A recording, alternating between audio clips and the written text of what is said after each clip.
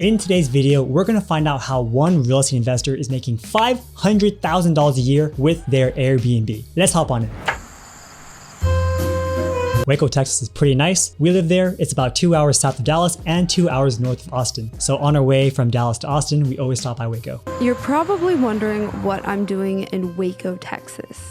The truth is, I came all the way here just to stay in an A-Frame. That's a beautiful Airbnb. And the beauty of Airbnbs is that you can typically rent out your properties for a larger dollar amount per night than just renting it out for, a 12-month stay for most regular tenants. As such, you have to make your place look really nice. As you can see here, it's very trendy. It's like living in a nice hotel space. I'm not the only one. This A-Frame is booked out solid for the next 2 months. You guys know I love Airbnb. And lately, I've seen a lot of people hating on it.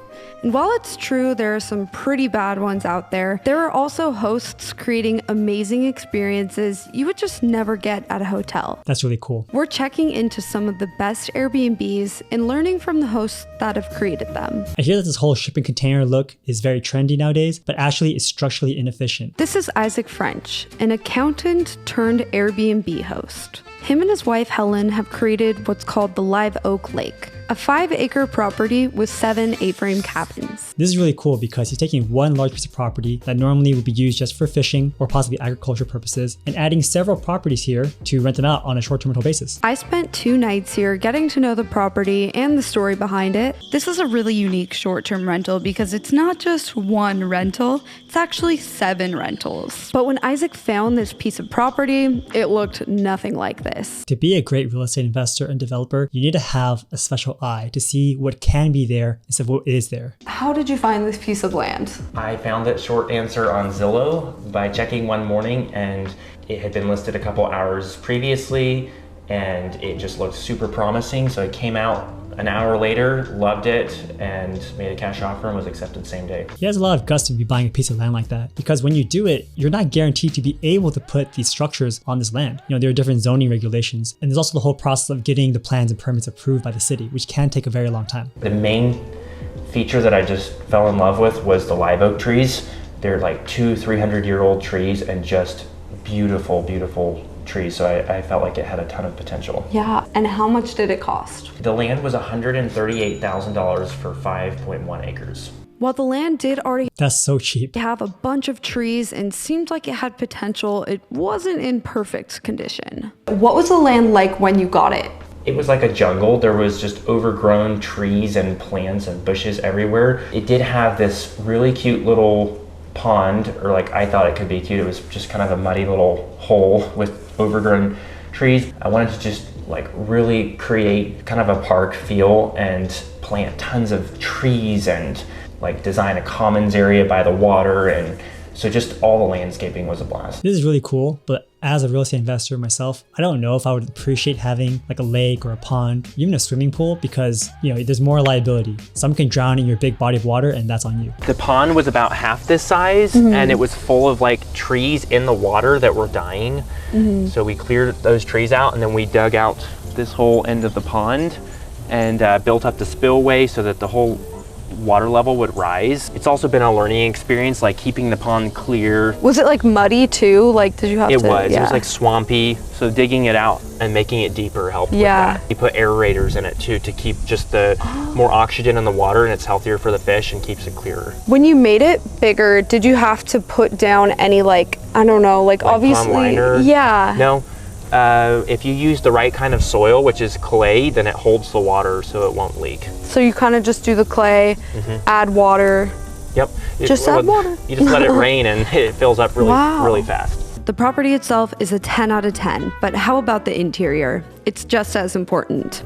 I was collecting ideas really for several years. I used to live in the Pacific Northwest and was very influenced by some of the design there.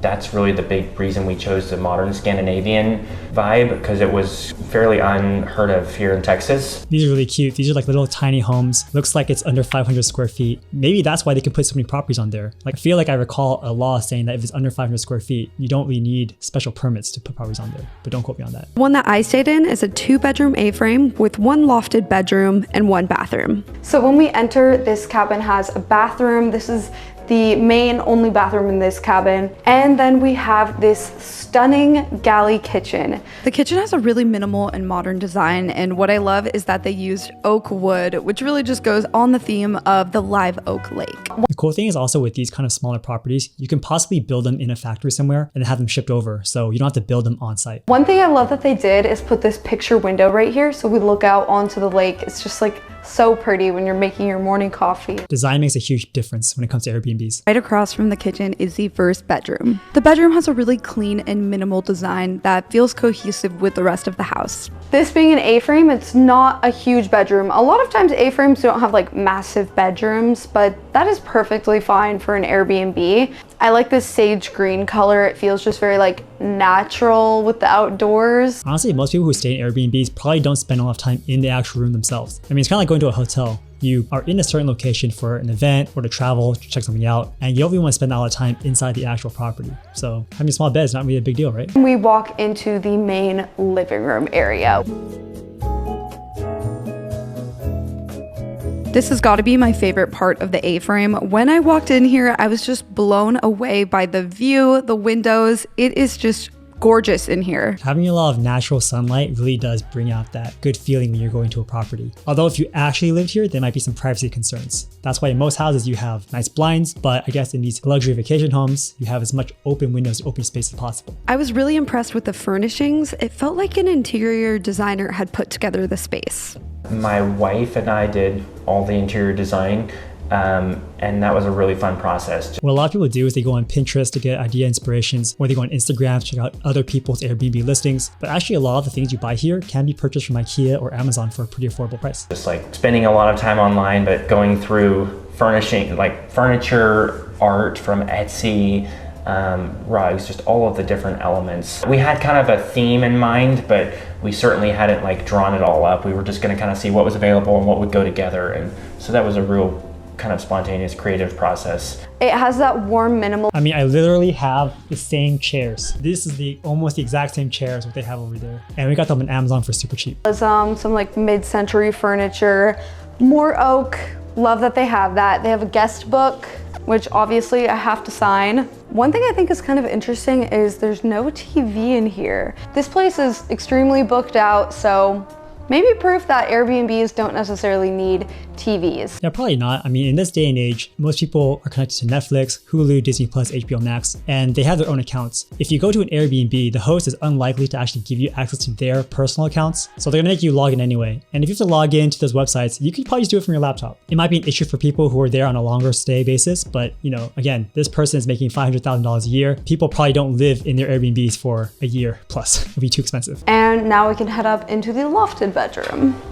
They've got a spiral staircase to save space, and these are also pretty cost effective. But imagine walking up these when you're drunk. Usually under $3,000 for one of these. All right, now we are at the lofted second bedroom. The lofted bedroom actually feels really spacious. They were able to fit a queen bed up here with nightstands built in on the side, and I love that they also added a skylight to brighten it up. For Airbnbs, the more bedrooms you have, the more you can actually charge per night. But if you don't want that necessarily like blaring into your eyes in the morning, they did put a shade on that.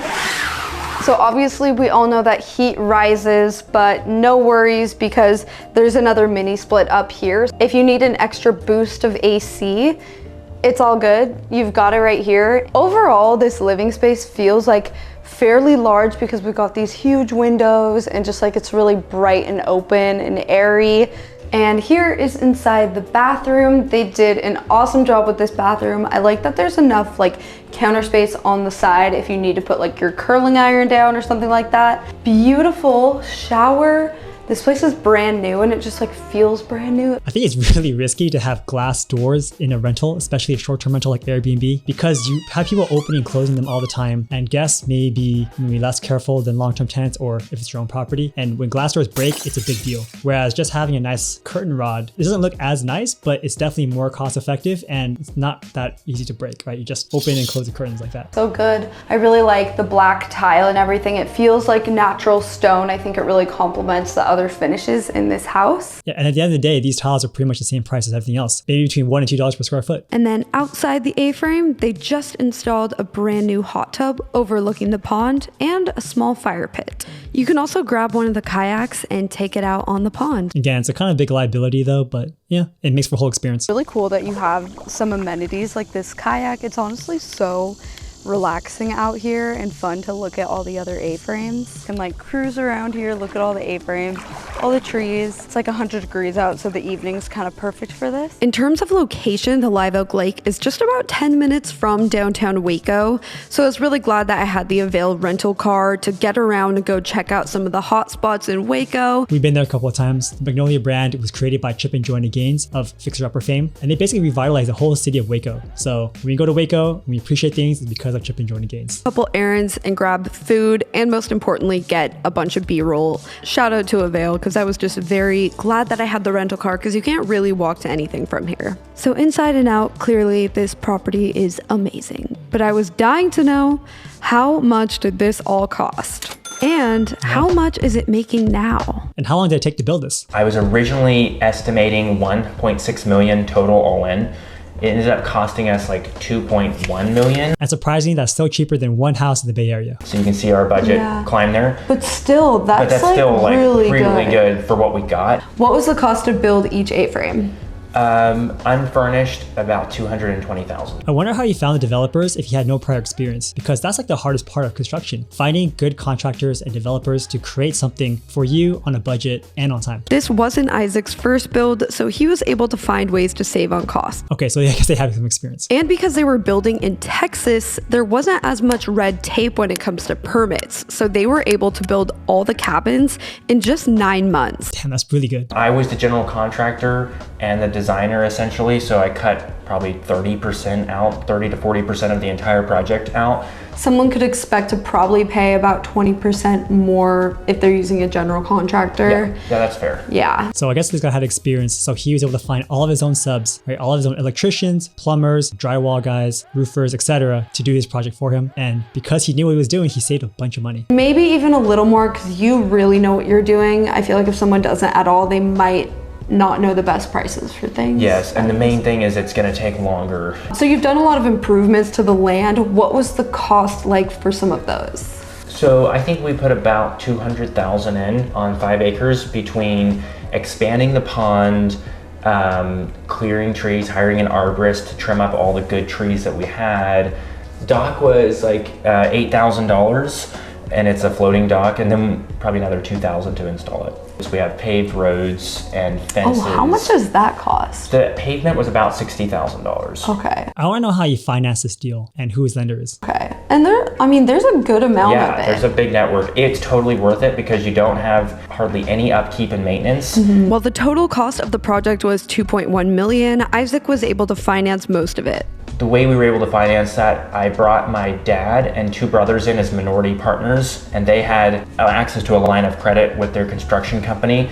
So between the line of credit, which was about like $700,000, and then the construction loan was like $1.2 million. That makes sense. So it sounds like he has a background of construction from his family. Like it seems like his dad and maybe his brother are contractors, so maybe he grew up learning how to do all this stuff. And it looks like their business was able to draw $700,000 as a line of credit, and then you can go to a lender, and it looks like because they have so much money on their own that they could go to a construction lender and say, hey, I only need 60% of the total cost to be able to do this project. We were able to pay for it. The main thing to keep in mind is that the bank will usually loan 70 to 80% loan to value of the appraised value, because when they were issuing the loan, we didn't have like a property they could come look at. So they were going off plans and projections, and they appraised it way lower than it even cost us to build. Oh, wow. They appraised it like 1.4 million. It was a good thing we had access to that line of credit. Lenders are also super conservative too, so they want a third-party appraiser to see the value of the property, and they'll lend based on that appraised value. And again, appraisers are conservative too, because they don't want to say that a property is worth a lot of money and then come to find out it's not worth much at all. We've only been open for 6 months now, so we're only 18 months after we started the project, and we've fully refinanced, closed on that loan,